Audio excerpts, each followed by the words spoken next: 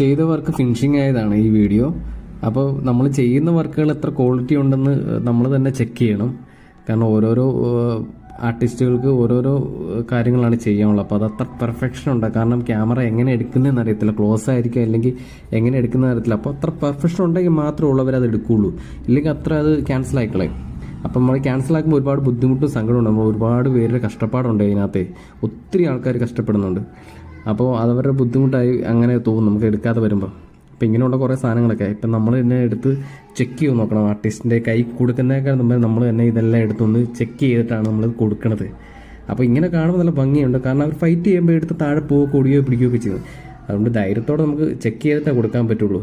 അപ്പോൾ ഇത് ധൈര്യത്തോടെ നമുക്ക് കൊടുക്കാം. കാരണം ഫൈബറയിലാണ് ചെയ്തേക്കുന്നത്. അതുകൊണ്ട് വളരെ ക്വാളിറ്റി ഉള്ള സാധനമാണ്. അതുകൊണ്ട് പൊട്ടത്തില്ല എന്ന് വിശ്വസിക്കുന്നു. അപ്പോൾ ഇനി നെക്സ്റ്റ് വീഡിയോയുമായിട്ട് ഞാൻ കാണാം. Okay, thank